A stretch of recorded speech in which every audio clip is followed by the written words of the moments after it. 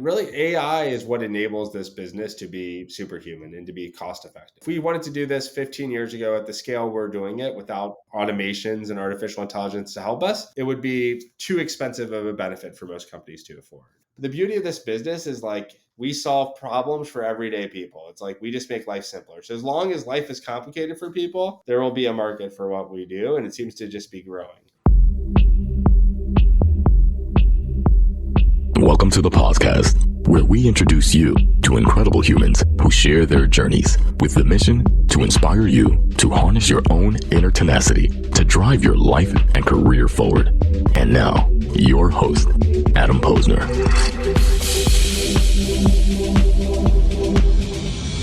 Hey, everybody. Welcome back to the podcast, where we're bringing the best and the brightest from the world of business, marketing, and personal growth to help you harness your inner tenacity and drive your career forward. My guest today is Jon Cooper, a serial entrepreneur and innovator in employee benefits, insurtech, and health tech. He's a founder and CEO of Overalls, a company dedicated to aligning employee productivity with well-being through its Life Concierge trademark platform, which supports employees through life's everyday challenges. Previously, he founded Life.io, a pioneer in transforming insurance client engagement, which was acquired by Zinnia. Not too familiar, but we'll get into that in 2021.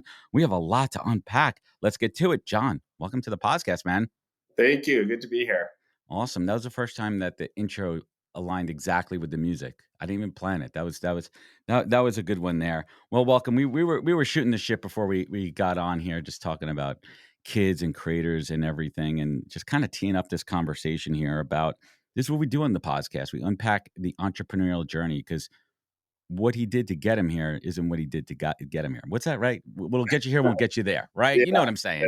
yeah. Something like that. I butchered that one, but everyone listening knows. So, I like to start out to really understand my guest DNA. It's strange. My parents, both educators, my brother's in education, and somehow I went down the business route. If you don't mind me asking, Jon, what did your parents do for a living? So my parents were both small business owners and professionals. So my mom's a doctor, my dad's a lawyer. They both ran their own practices and built it from the ground up. In many ways, it was quite entrepreneurial. Like they had to run their own business, find their own clients, manage their own P&L, and so on. What do you think was one of those early lessons you learned? Like you look back on it now and you saw both your parents, seasoned professional executives, running their own business.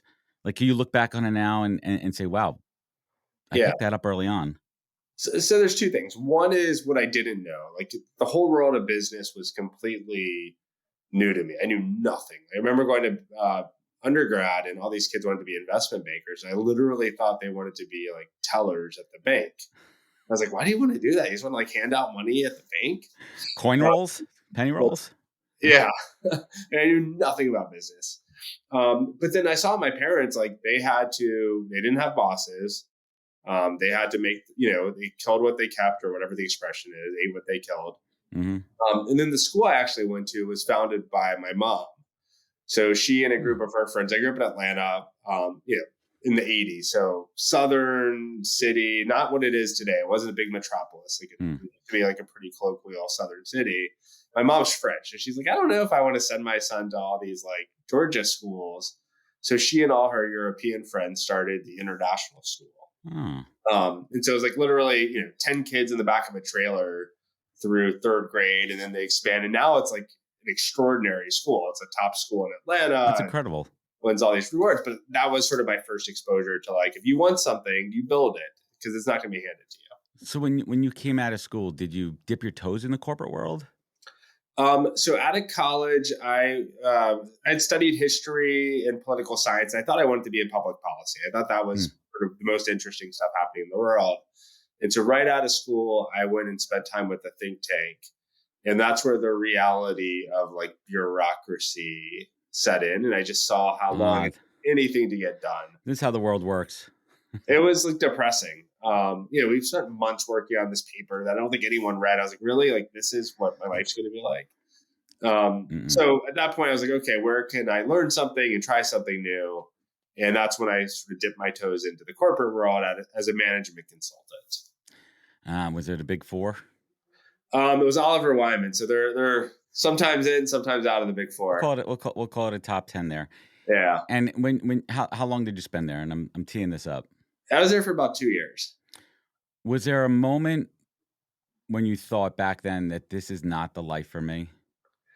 It was funny. There was 2 moments. One was like, this is how ignorant I was. I remember, because like what they hire a bunch of kids out of undergrad and they give you these tests. It's like, how many ping pong balls can you fit in a 747? Yeah, geez. And so like the fact that I knew nothing about business was not part of the interview. It was stuff like that, like these logic puzzles.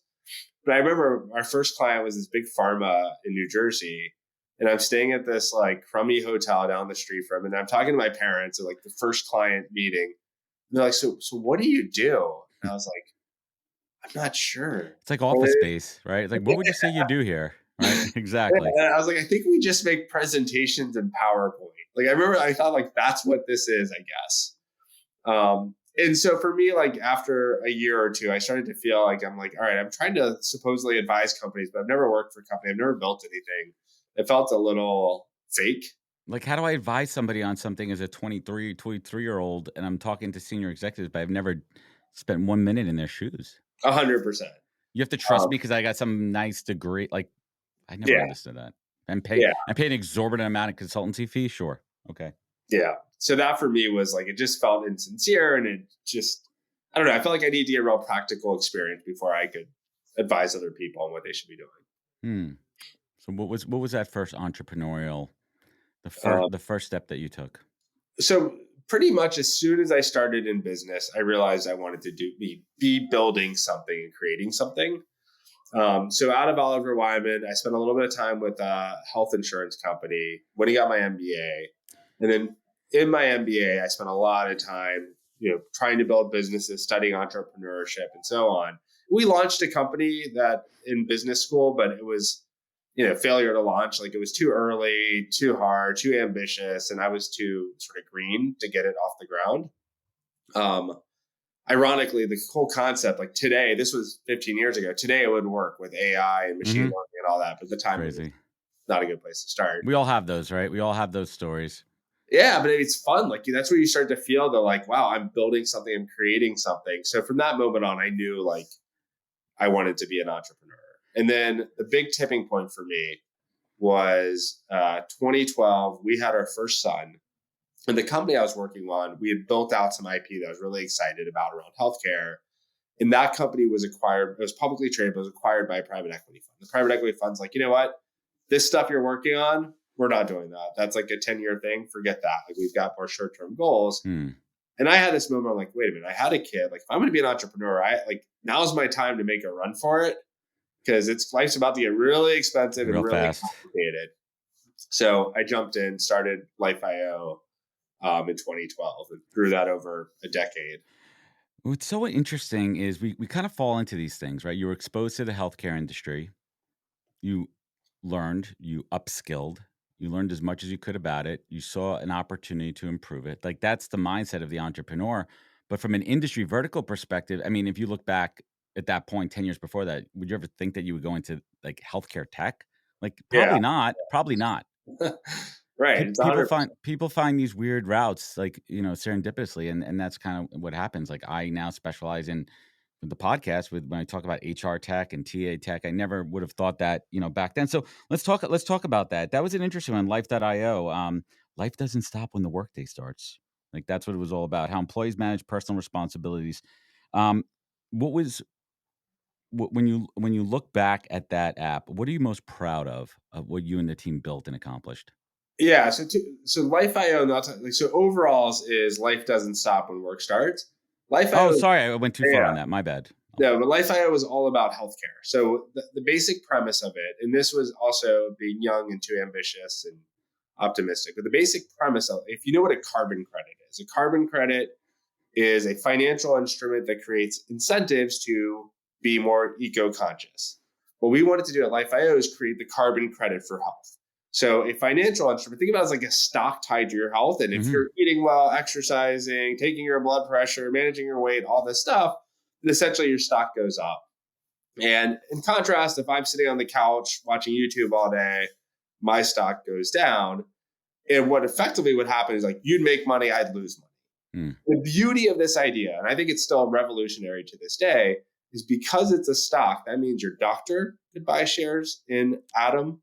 Your My employer, doctor's shorting me, man. yeah, Big time. health system. But everyone could make money if you were healthy, and everyone would lose money if I, sat on the couch like a slouch. Interesting. Yeah, so I mean, it fixes healthcare. Like, my wheels are spinning here. My wheels are spinning of all the side bets and parlays I can make on my friends. I mean, that was part of it, right? You could like short, segment clinical trials coming out. Like, you don't think it's going to work. You could short those people who are part of the trial. But anyways, like, it was such a cool idea. I was way too naive to think that you could actually change a, $20 trillion industry, whatever it is now, and do that without an act of Congress.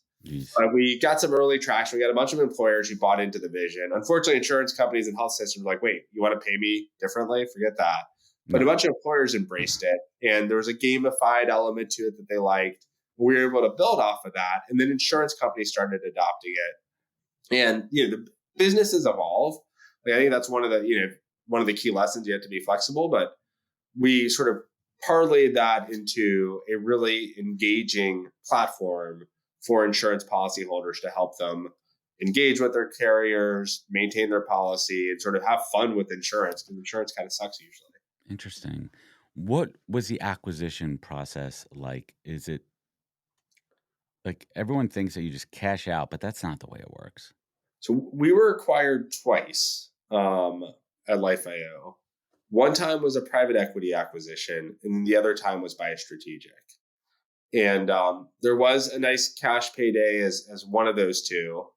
But there was also, sometimes there's a whole bunch of different ways it can be sliced, right? One could be a equity deal where you're getting stock in a new company. Another could be cash or some vesting, performance-based vesting, tiers, all that kind of fun stuff. Yeah. So in our case, we had one of each. We had one that was a cash buyout, which was great, created a lot of liquidity for us and our investors.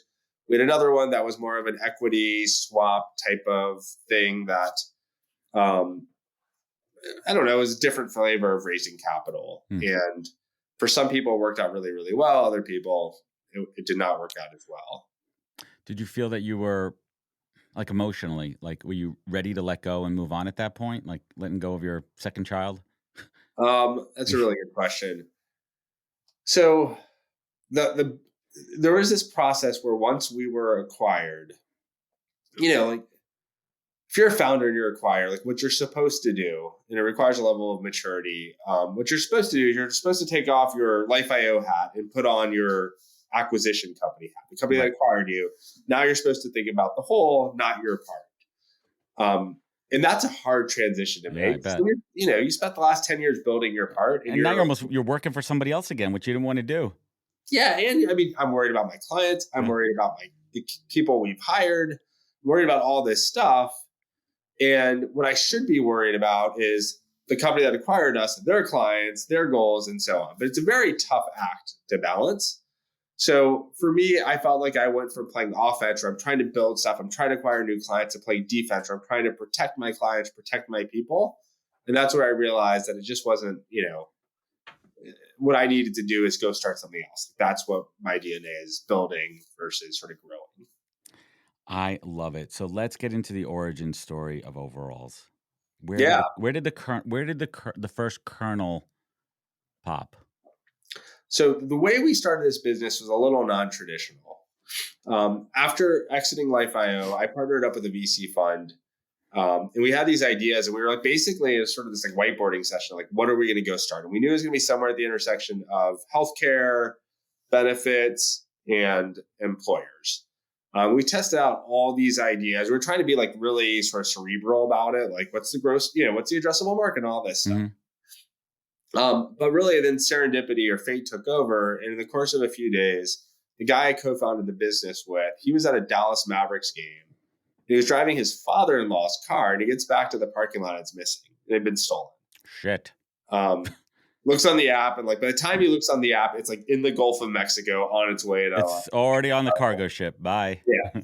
2 days later, here in New Jersey, we get like this big downpour of rain, and my basement floods, and I've got like 3 inches of water in my basement, and we're dealing with drywall repairs and electric, like mold, all this stuff. But that ended up being the light bulb moment for us. We're like sitting here, like, here we are trying to innovate in the benefit space. And like the two most disruptive, annoying things either of us had to deal with, there is no benefit to help you with it. There's all these like arcane benefits to help Yeah, you. there's different homeowners insurance, and some of the stuff's not covered, and you don't know where to go, resources. You're still trying to manage your family, your life, your business. Yeah. But for the everyday stuff that affects everyone, you're kind of on your own. And people spend a lot of time dealing with these everyday issues. So that became our rally cry. So, what we do at Overall, our vision is to make life radically simpler for people. And the way we do that is just help them deal with the everyday problems that everybody faces. So, and I want to get into the nuts and bolts here. So this is and keep me straight here, this is a benefit that a company would purchase and have as a perk or a benefit for their employees, or could someone buy it themselves? So it's predominantly people or companies that are paying for it as a benefit for their employees, an employer paid benefit. And the basic premise for the employer is simple. It's that people, you want people to come to work and be focused. But the reality is they spend about 20% of their time at work, not doing work, doing life. That's why we say life doesn't stop when work starts. So if you could call back that time, then people would spend 20% more time doing work and they're less stressed. So it's this like great win-win. Yeah, the ROI. You could put a number to the ROI. You could actually 100%. Yeah, time is money, right? And Yeah, if you look at employee salary, hourly. If you broke down someone's annual salary, hourly rate, and you kind of do some averages on there, you could put some hard numbers to the cost. Now, what about the adoption rate? Like, it's one thing for a company to offer. Listen, I years ago I worked at American Express, and they have like best in class, benefits and perks and everything, but people didn't take advantage of them. Yeah, adoption. We'll talk about what we do because we get extraordinary adoption numbers. Yeah, let's talk about that for a moment. Let's talk about the service, and I'm very curious of like who are the people that are helping us out. Yeah. So adoption wise, we get very, very high levels. And the way we get high levels is the message is super simple, which is if you have a problem, send it to Overalls. So, think about like most benefits. You have to explain like, well, if you're sick and you have an accident that's not covered by your health plan, then you use your accident insurance. Right. Or if you're a caregiver and then you use this other product. And if you're, it's all these if-then statements that like to think about when do I use this benefit? It's really hard. But if you have a problem, you send it to Overalls, like that's super easy. And we like to say, as long as it's not illegal or unethical, there is nothing we will not try to solve for an employee. Interesting. Obviously there has to be guardrails on that one, but what's the kind of range of things that you guys hear and help with? So I'm going to separate that into two pieces. Like, what's the everyday things we do for everyone? And then what are the like crazy things we've done for people you wouldn't expect? So on a daily basis, we're helping people schedule their doctor's appointments, argue tickets that they got, parking tickets, schedule appointments with the DMV, schedule their passport renewals, deal with Comcast charged me $25 for some weird fee. Like now I have to sit on hold with Comcast for 2 hours. Nope. I'm going to send it to Overalls. Wow. Like, all of that daily nuisance stuff. So it's like an elevated EAVA kind of thing. Yeah. It's like, I think it was like if you had a personal assistant, but you're not a rock star, you're just a normal person, you'd be an Overalls user. And then on a day, so those are the daily things. And then we could handle really, really complex stuff. So we've helped people, some of the more extreme stuff. We've helped someone whose child was born with this like very rare heart defect.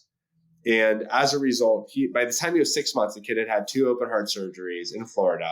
Now he's 9 years old and he's supposed to fly to Stanford in Palo Alto, California, to see this like world-renowned specialist. The parent is a single teacher.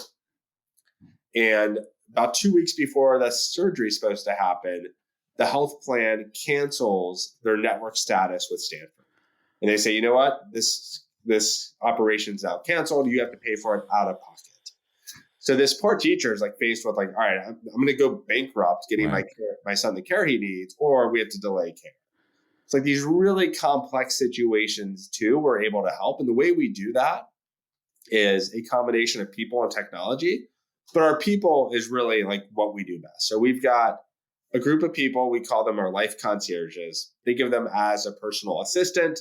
They're generalists. They'll help you with everything. They're based in the US. They all have professional experience. They've all lived these experiences.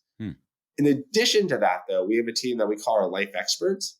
These are people who have backgrounds as insurance claims adjusters, attorneys, nurse practitioners. So you have subject matter experts from various verticals, right? Yeah. So if something tricky comes up, it's one of them who's taking it on. Escalated. Yep, 100%. Wow. So, I mean, we don't have to get into the cost here, but is it like a tiered structure based on the ask, or is it just general pricing per employee? No, so I mean, more or less all you can eat. So you roll this out, your employees can use it as much as they need. Now, some of the constraints we'll put on is we'll work on one problem at a time. So like, let's say you were using it, you come in, you build out your not to-do list, all the things you're not going to do, but we're going to do for you. And we'll work on your highest priority item. When you're happy, we'll work on your next highest priority item and work our way down your to-do list. And how does the quality control work? Yeah, so there's a few things. One is there's intense training up front, along with mentorship and like supervision. Two, there's a human QA component where you have oversight, you have a supervisor, and so on. And then three, there's an AI QA component as well, where we built out an AI agent that's reviewing every request and making sure it meets our standards and our timeliness and all that fun stuff. Hey everybody, Adam here from the podcast. Today's podcast is brought to you by the team at Fountain. Fountain is your full-service frontline workforce management platform. I have to tell you, Fountain's offerings are some of the most robust I've seen for any product in the space. They offer full solutions for hiring, managing, and retention. They are truly a one-stop shop focused on the frontline workforce. They also create informative content using their data. For example, they analyze a bunch of data from their fast food chains and created a trend report you could download now on their website. They also have a new ebook out called Frontline Voices. There's a lot to dive into. Certainly check it out. And you could learn more at fountain.com, linked in the show notes. Thank you. I am fascinated by this. And I assume also you work directly with the companies on adoption and education. What, if any, is a hurdle? Or is it like, so I think about it and I'm like, well, I'm a control freak, right? So there's certain, like, I think the first barrier is letting go, start with a small task. Like I was upstate New York and I got a speeding ticket. I just need someone to help me deal with this up there because I don't know what it is. That's like a value add to me. But how does it from the onboarding and education piece? Like, I'm curious how that conversation goes with companies. Yeah, with employees. So, really good question. So one of the things we learned early on is that we needed to, like, because there's no other benefit like this, right? Like there's nothing else like this. So we needed to educate people on how they could use it. And what we'd see is like the first cohort of users would come in and say, hey, I don't know if you can do this, but, can you help me argue this ticket or whatever it is? So we realized that like we needed to help people understand. So as part of our whole onboarding process, and, we're constantly telling stories and showing how other people have used it, creating testimonials and so on. And then even in our platform, like, if you come in, Adam, we're asking you, do you have kids? Where do you live? You're a homeowner? Do you have a car? And then we'll say, okay, like we can help you schedule your oil change, get your gutters clean. We can help you deal with the paperwork for your kid's school. But we're starting to nudge you along all the ways you can use us. And then what we find typically is early on, like people like it because it's just such an easy message of you have problems, send it to us. And then word of mouth take holds because people start talking about it. I was about to say that. Yeah. And a lot of our clients, what they'll do that's amazing is they'll put a Slack channel dedicated to overalls or like a Microsoft Teams channel. And then people start telling their stories. And those are the clients where we'll see 3 out of 4 people. That's how it works, right? Or like just water cooler chat. Be like, oh, how was your weekend? Yeah, it was great. I had all this free time because I didn't have to do X, Y, and Z. Because like, is there like a per user like cap to how many things? Or is it kind of all even out by people not taking advantage of it? Kind of like insurance. Yeah, it evens out in the mix. Insurance model. And the only cap we'll do is like, if you come in and give us 20 things, we'll just work on one at a time. Right. Interesting. What is one of the most emotional, like aside from the story you just shared, like some crazy story people ask like to help coordinate like weddings or surprise parties? Yeah. I mean, there's a lot. Like we helped one woman who was getting married. She was executive at a big tech firm. And her mother had MS. and her mother hadn't left their home other than going to doctor's appointments for, several years because she was in a wheelchair and just in a very difficult situation. So the request was, could you help me get my mom from home to, in a car, on a plane, into a car to this wedding that was like up in the mountains, but planning that all out and, all the logistics that had to go into it. And like at the end of the day, what it meant is that this woman got to see her daughter get married and this user got to see her mom at her wedding. That's incredible. But it's stuff like that all the time. We do a lot with kids, and a lot of kids have undiagnosed dyslexia and so on. And part of it is like you just have to fight with the school district sometimes. You have to get the IEPs. You have to know how to weave it and deal with all that stuff. There's advanced stuff here. I mean, it's also the trust factor too. Like I'm going to trust somebody who I don't know to do this very personal task for me. Is that barrier hard to break? Or again, going back to the same thing, word of mouth. Hey, listen, I didn't think they could do it, but I gave it a shot and look what they did. That's part of it. So like we have to train people and build trust with them. So we try to nudge them to do something simple first and then they see. But also it's like, what's there to lose? It's like you can work on it in parallel. Right, of course. You want to do it yourself, but you'll see that we can do it. And, we have the benefit of having experts on our team who probably, whatever arcane request you have, we've probably done it 100 times in the last month. Right. But this doesn't include like the call, like we'll figure it out for you and say, hey, logistically, to get your mom from here to there, we'll coordinate everything, we'll do everything, but you're paying for the transportation, right? Like, You're not covering all that.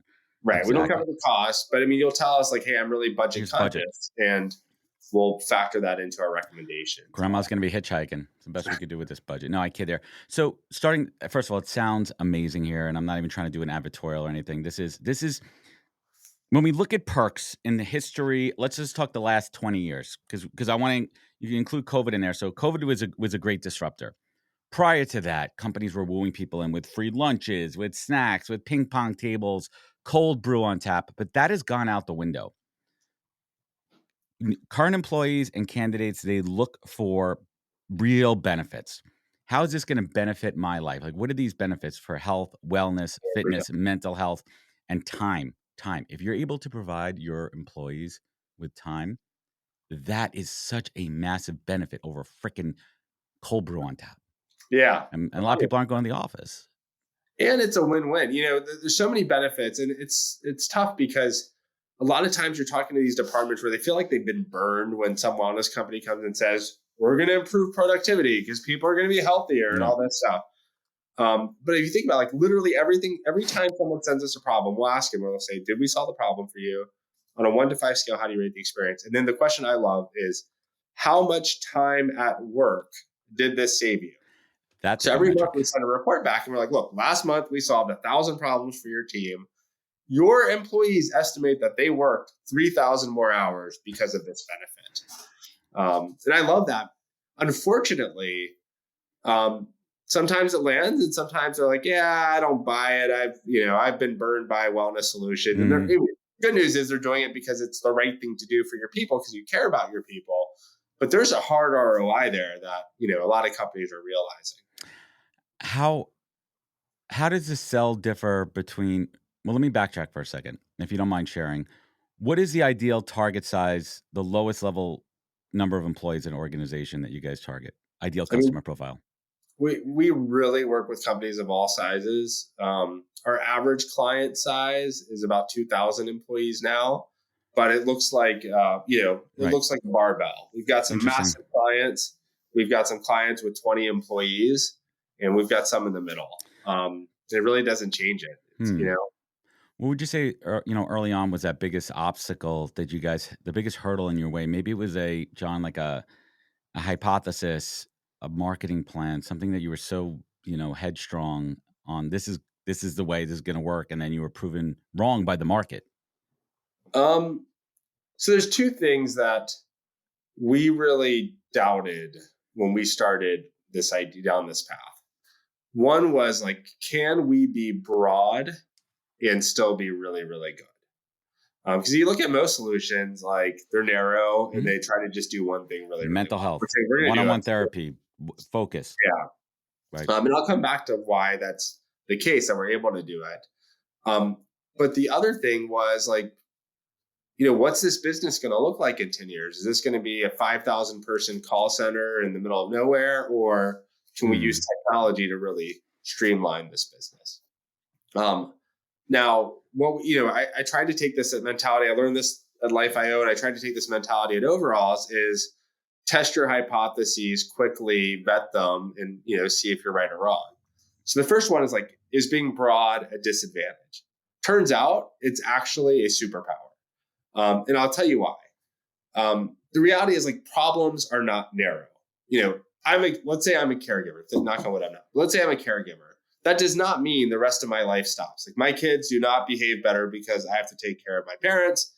My dogs do not walk themselves because I have to take care of my parents. My house does not maintain itself. Life goes on. Yeah. Life goes on.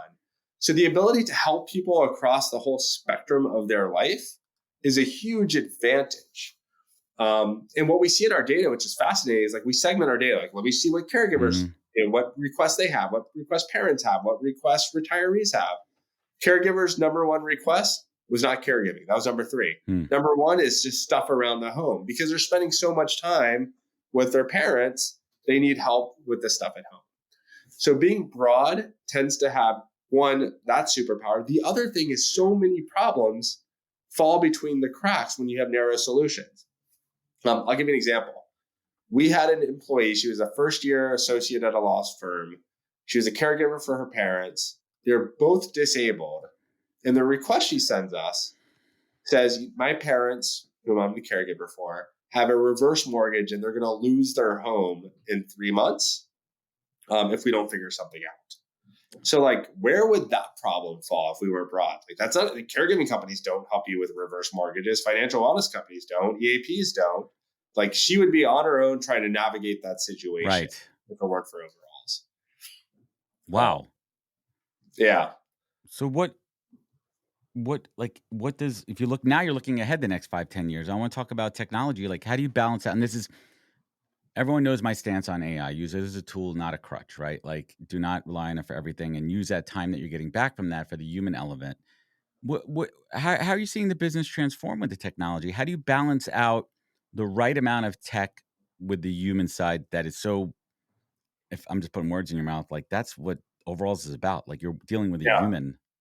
Yeah. Really AI is what enables this business to be superhuman and to be cost effective. If we wanted to do this 15 years ago at the scale we're doing it without automations and artificial intelligence to help us, it would be too expensive of a benefit for most companies to afford. But because we can automate this, we're able to be highly efficient, highly consistent. So every single request is handled by a human being. We do not outsource any request to AI, but those human beings have an amazing suite of tools to help them be really consistent, really fast, and really effective. That's really the way I think about it. When I'm wearing in the last year and a half, I was talking before, and I have a front row seat to the HR and TA tech world, which is incredible. I get to test drive a lot of tools. I'm an in the trenches recruiter. I'm able to provide feedback there, and I've been able to build my own tech stack that, I'm not even shitting you, probably conservatively 5x my efficiency and performance and deliverability. It's giving me more time to talk to more candidates because I've taken away the admin, I've taken away the sourcing, the scheduling, but there's still more time for me to dig in and see if somebody is right for that. So it's really how you use it, and I preach it. And then on the other hand, I see people just overly relying on it, and that could either be because they're new and they're trying to figure it out, or they're lazy. And those are the ones that are going to fall into the trap where they use it for too many things. And that's when things fall through the cracks because it's not perfect. It's data in, garbage in, garbage out, right? Right. And if you're not prompting it the right way, and if you're not experimenting with prompts, and if you're not pushing yourself to prompt better, you're just going to be using the same garbage. Yeah. And it's a moving target. So what works well today or what doesn't work well today, tomorrow with the latest model may work better. But I also think about imagine, I'll often respond to an email, I'll draft it, I'll put it in my AI thing to help me just write it a little bit better. Mm-hmm. That works incredibly well. On the other hand, if I just responded with AI and never looked at it, it would be a complete disaster. It's so fun, right? Like I do that with Gmail too. Gmail, the Google Suite has all these new prompts, and I mess around with them, and some of them are really easy. Like if I'm just responding to a candidate or basic stuff, fine, boom, boom, boom. But if I'm writing a thoughtful, personal, like don't even go there. Someone's gonna read that and be like, "You too lazy to write me a proper message," Yeah. But use those Or tools wisely. yeah, I mean, we used to call AI our drunk intern. Like Yeah, sometimes they're brilliant, and sometimes they show up to work and they're hungover and like, what? that's a good one there. So I want to shift gears a little bit and talk about leadership. How big is the team now? So we've got about 60 people today, growing to like another 100 or so by the end of the year. Distributed, remote, mostly? Distributed with headquarters in New York and a lot of people around the New York area. How as a leader do you manage a workforce where people aren't physically together all the time? I mean, I really see it as trade-offs, and I'm not going to say anything like groundbreaking here, but like I love it when we're together in a room with a whiteboard, or I can just walk over to someone's desk and talk through stuff. But what I like even more is to have the best person I can find for a job, not the best person within a 20-mile radius of where I live, but the best person in the United States. So I think, it's a trade-off. I think you get better talent, but you get less access. And tools help, Slack helps. You can always ping people.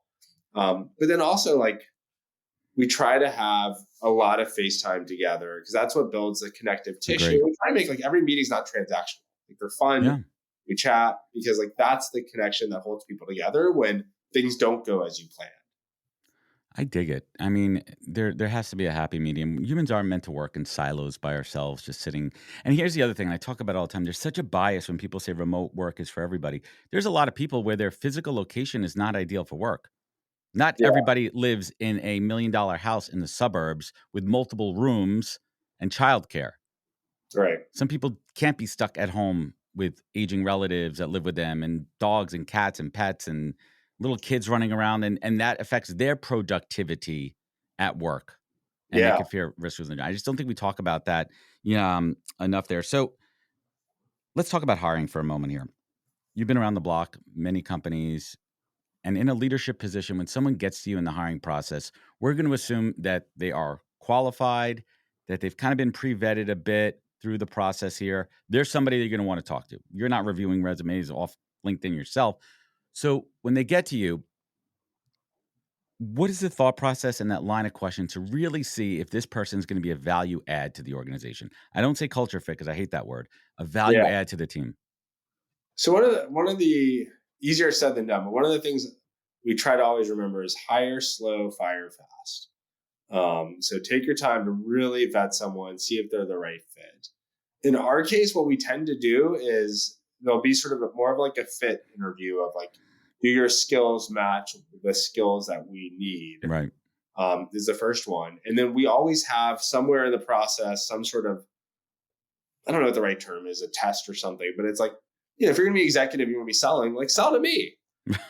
Tell us a product. Like what have you been selling? All right. Like walk me through how you would sell that. And then we also spend a lot of time, like we have a very collaborative culture. And I know every company says that, but like because of our size and all that, like you may be a salesperson, you're probably going to work with an engineer this week over some feature that you want to talk about with them and so on. Like people are constantly working on stuff together. I bet. So, if we're hiring a salesperson, you're going to talk to a bunch of engineers in the process. You're going to talk to our leadership. And for really senior roles, you're probably going to talk to our board of directors as well. Yeah, you got to get signed. You got to get signed. So what's do you have like that go-to top secret Jon Cooper interview question? Do you have like that silver bullet question you go to? I don't. Like I like a lot of like real world examples of, give me an example of a time when, and then I like to go deep into like, well, how did you do that? What happened if, like, where'd you get stuck? One of the things that's been most counterintuitive to me, and this is probably nothing like groundbreaking, but like sometimes the person you want to hire for a role is not the person that like you get along best with, or that seems like the greatest fit, but like be best friends. And some roles, like kind of being a pain in the butt is going to make you really good at that role because it requires a pain in the butt. Usually the finance and accounting department, right? Right. Yeah. It's usually those guys, the yes and no men and women. Yeah. You're spending too much. You're losing money. Yeah, or like the really persistent nag. Like that's great. Like I need you in sales. Get at it. Take this go-getterness and get over there and get some sales there. John, what's keeping you up at night these days as a leader? So for us, I mean, there's the things I can control. And what's that? Like the serenity prayer, give me the courage to know the difference and all that. But I mean, there's some of these things that we can't control that our business is subject to, right? Like at the end of the day, like HR budgets are dictated heavily by what's happening with the company overall, what's happening with medical inflation. And then, all of that will dictate how much is left for other benefits. So, that's something I worry about a lot because like, I like things I can control because I know I can optimize around it, but medical inflation comes back at 10%. Like what's that going to do to our addressable market next year? Right. It's all about budgets, what companies have for perks and benefits. Yeah. Based on company performance, economy, politics, all the X factors that you can't control. That's a big one. The other big decision I feel like I've been grappling with a lot over the last few years is really the build versus buy versus wait decisions around AI. There's so much we use AI for to streamline our business, but there's always this concept like, well, that doesn't exist today. Should we go out and hire engineers or use our engineers to build it? Oh, only to find out 6 months later, like it's in the latest, Claude release or it's already there release and so on. Yeah, that's a tough conundrum these days. But you could prompt AI to give you predictions of what's coming down the pipe. Well, I mean, what's amazing? Use it as your crystal ball. Think about how many businesses have been funded over the last like 3 or 4 years where they've raised crazy amounts of AI money only to become like completely obsolete because ChatGPT or Gemini releases that feature in one of their releases. It's amazing too. It's also like just complete, side rant, these one person companies that are killing it. Yeah. Right. Like they built these using agentic AI. They're able to literally have a team of robots. It's scary and it's fascinating at the same time here. So, John, we could talk for days here, but let's bring it home here. Give us some alpha. What's next on the overall's horizon? What's coming up? Give us some good stuff. So, our growth trajectory has been, we launched this product in 2023. That was our first year, like officially in market. 2024 was a big year of growth, getting to large employers. 2025 has been extraordinary in the sense that like now we're on the map, like every broker knows who we are. We're hearing from tons of leads and we're starting to see traction outside of employers where big unions, associations, insurance companies. So for us, this is a big year of scaling and just growing the team to handle that scale is a big part of it. And then also, for us, like every AI development that happens is very relevant and germane to how we're growing the business and growing our technology stack. The beauty of this business is like we solve problems for everyday people. It's like we just make life simpler. So as long as life is complicated for people, there will be a market for what we do. And it seems to just be growing. Where did the name Overalls come from? Because we got your back and we cover your ass. Boom. Loving it. John, what's the greatest piece of career advice that you ever received that you pay forward? I mean, I received this from a lot of my early investors who are past entrepreneurs, but like when you're starting a business and it's, you use the term, right? It's your second child, but like every bump in the road, like felt devastating. It's like, oh my God. And every win you're like, yes, we're going to the moon. This is amazing. And then like over time, you're like, actually, like that didn't kill us. And actually that didn't create this extraordinary enterprise value that we thought. And you start to just modulate your emotions better. But that for me, like everyone sort of told me, like, don't worry, like it's not the end of the world. And don't worry, like that's just a false summit. You've got more work to do. And that, that seems to hold true. That's a good one. I take that to heart, being a business owner myself for 8 years and the roller coaster, the cycle there. John, last but not least, you've reached levels of conventional success, right? Building businesses, acquired, selling them, building something new. But that success definition changes. At this point in your life, Jon Cooper, how do you define success? So it's evolved, right? There's two things. One is like, I really like this business, I think, does good for people. It just makes life easier. And I wanted to get big to help people. So there's that's not a financial metric. That's a impact on people. You know, how many people can we touch? But secondly, I've got young kids. I spend a lot of time thinking about if something were to happen to me, if I were to get really sick tomorrow, would I felt like I've spent the right amount of time with my family, instilled in them the values. Those are the things that I think a lot about and want to make sure I get that balance right.